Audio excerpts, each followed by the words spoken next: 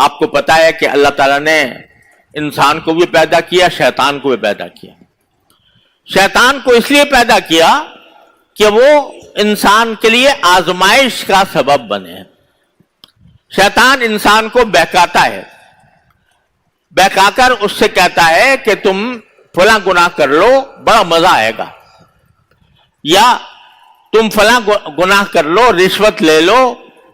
تو تمہاری آمدنی میں بہت اضافہ ہو جائے گا، تمہاری دولت بہت بڑھ جائے گی۔ یہ شیطان بہکاتا ہے۔ تو اللہ تعالیٰ نے یہ شیطان انسان کی آزمائش کے لیے پیدا کیا، لیکن اللہ تعالیٰ کی حکمت سے یہ بات بالکل ممکن نہیں تھی کہ اللہ تعالیٰ زہر پیدا کرے اور زہر کا تریاق نہ بتائے کہ اس زہر کا تریاق کیا ہوگا۔ تو اللہ تبارک و تعالیٰ نے زہر کا تریاق بتا دیا، اور کس طرح بتا دیا کہ جب حضرت آدم علیہ السلام کو پیدا کیا تو اسی وقت پہلے ہی اللہ تعالیٰ نے کہہ دیا تھا فرشتوں سے کہ میں زمین میں ایک اپنا خلیفہ بنانے والا ہوں، انی جاعل فی الارض خلیفہ، زمین میں ایک ایسی مخلوق پیدا کر رہا ہوں جو میرے نائب کی حیثیت میں، میرے خلیفہ کی حیثیت میں زندگی گزارے گی۔ یہ بتا دیا تھا۔ کیوں پیدا کیا تھا آدم علیہ السلام کو؟ زمین پر بھیجنے کے لیے، زمین پر خلیفہ بنانے کے لیے پہلے سے اعلان کر دیا تھا۔ لیکن عملاً ہوا کیا کہ جب پیدا کر دیا اور پیدا کر کے سارے فرشتوں کو ان کے آگے سجدہ کرنے کا بھی حکم دے دیا، اور سجدہ کرنے کے بعد پھر کہا کہ بھائی چلو جنت میں جاؤ، جنت میں رہو۔ ارے بھائی پیدا تو کیا تھا زمین پر بھیجنے کے لیے، لیکن حکم یہ ہو رہا ہے کہ تم جنت میں جاؤ، اور جنت میں جاتے وقت ایک ہدایت دے دی کہ خاص درخت ہے، اس کو مت چھونا، اس کو مت کھانا، اس کے قریب بھی نہ جانا۔ تو بھائی جب پیدا کیا تھا زمین پر بھیجنے کے لیے تو سیدھا زمین پر بھیج دیتے نا اللہ میاں، لیکن سیدھا زمین پر بھیجنے کے بجائے پہلے جنت میں بھیجا اور ان کو اس بات کا مکلف کیا کہ اس خاص درخت سے مت کھانا۔ اب کیا ہوا؟ شیطان نے آ کر بہکایا آدم علیہ السلام کو اور ان کی اہلیہ کو، حوا کو، اور بہکانے کے نتیجے میں حضرت آدم نے، حضرت حوا نے وہ درخت جس کو منع کیا تھا اسی میں سے کچھ کھا لیا۔ اب کھا کر پچھتائے کہ اللہ تعالیٰ نے کہا تھا مت کھاؤ اور ہم کھا چکے، تو کیا طریقہ ہوگا، ہم کیسے اس گناہ سے کیسے بچیں گے، اس گناہ سے کیسے ہماری نجات ہوگی، کچھ پتہ ہی نہیں تھا۔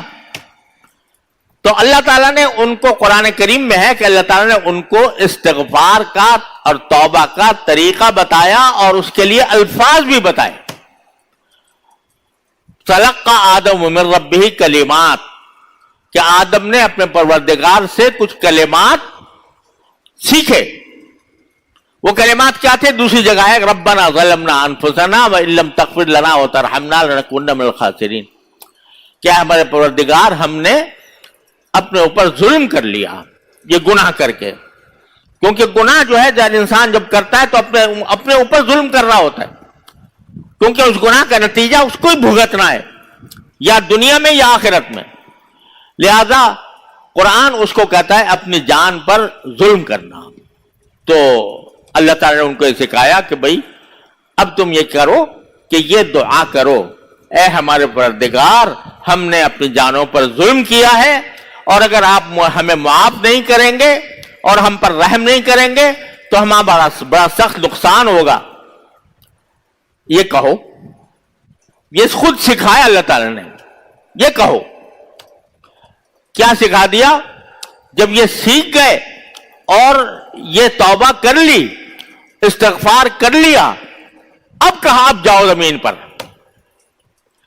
پہلے ہی سے بھیجنا تھا نا، انی جاعل فی الارض خلیفہ، پہلے ہی سے بھیجنا تھا نا، لیکن زمین پر بھیجنے سے پہلے ایک ٹریننگ سے گزارا،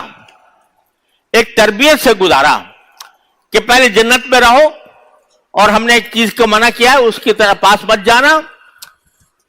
لیکن جب شیطان نے بہکا کر ان کو اس غلطی پر آمادہ کر دیا تو پھر یہ بھی سکھایا کہ ایسے موقع پر کیا کرو کہ ہماری طرف رجوع کر کے یہ کہو کہ ہم نے اپنی جان پر ظلم کر لیا ہے، اللہ ہمیں معاف فرما دیجیے۔ تو کیا مطلب ہوا کہ جب تک گناہ کر کے اس گناہ کی تلافی کا طریقہ نہیں سیکھا تھا اس وقت تک زمین پر جانے کا کے قابل نہیں تھے، جب تک کہ یہ نہیں سیکھا تھا کہ غلطی ہو جائے تو کیا کرنا چاہیے۔ تو جب سکھا دیا کہ جب زمین پر جاؤ گے تب بھی یہ شیطان تمہیں ڈسے گا کبھی نہ کبھی، جب ڈسے گا تو اس کا تریاق یہ ہے کہ کہو ربنا ظلمنا انفسنا وان لم تغفر لنا وترحمنا لنکن من الخاسرین، کہ اللہ ہم نے اپنی جان پر ظلم کیا، اگر آپ رحم نہیں کریں گے تو ہمارا سخت نقصان ہو جائے گا۔ جب آدم نے یہ سیکھ لیا اور اس لیے سکھایا کہ آدم کے بیٹوں تک بھی یہ بات پہنچے جو قیامت تک آنے والے ہیں، ان تک یہ بات پہنچے کہ تمہارا مقابلہ رہے گا زندگی میں شیطان سے بھی اور اپنے نفس سے بھی، اس مقابلے میں ذرا چست اور چالاک ہو کے بیٹھو اور اپنے آپ کو مضبوط کر کے بیٹھو، لیکن اگر کبھی وہ تمہیں ڈس جائے تو واحد ہم نے تمہارے لیے آسان راستہ پیدا فرما دیا کہ آ جاؤ ہمارے پاس اور ہم سے استغفار کرو، ہم سے توبہ مانگو، تو توبہ مانگ لو گے تو سارا شیطانی اثر تم سے زائل ہو جائے گا۔ تو پہلا جو قدم ہے اصلاح کا وہ ہے توبہ۔ تو میں آج گزارش یہ کرتا ہوں، ہم لوگ ہر روز محتاج ہیں اس کے، کوئی دن ایسا نہیں ہے جس میں محتاج نہ ہو، لیکن میں آج اپنے آپ سے اور آپ حضرات سے سب سے یہ عرض کرتا ہوں کہ تھوڑا سا وقت آج نکال کے 2 رکعت پڑھ کے نماز توبہ کے نیت سے اور اللہ تبارک و تعالیٰ کی بارگاہ میں انہی الفاظ کے ساتھ ربنا ظلمنا انفسنا وان لم تغفر لنا وترحمنا لنکن من الخاسرین، اس کے ساتھ اللہ تعالیٰ کی بارگاہ میں یہ توبہ کرے، یا اللہ میں اپنی ساری زندگی میں جتنے بھی میرے گناہ ہوئے ہیں ان سب سے اللہ میں آپ کے بارگاہ میں معافی مانگتا ہوں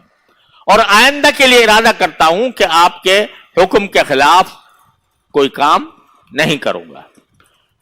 یہ پہلا قدم ہے، اس کو یہ سمجھ لو کہ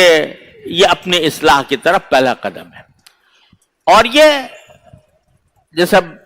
انشاءاللہ آگے بھی عرض کروں گا کہ یہ توبہ کا عمل ایسا ہے کہ جو مسلسل چلنا چاہیے، اور مسلسل چلنے کا معنی یہ ہے کہ ہر روز رات کو بیٹھ کے اپنے باری تعالیٰ کی بارگاہ میں یہ عرض معروض کر لیا کرو کہ اللہ میں نے پتہ نہیں کس طرح دن گزارا، جہاں کہیں میری غلطی ہوئی، میری آنکھ بہکی، میری زبان بہکی، میرا دل بہکا، اے اللہ اس کو معاف فرما دیجئے۔ ہر روز کا اختتام اس تھوڑی سی گزارش پر ہو اللہ تعالیٰ کی بارگاہ میں۔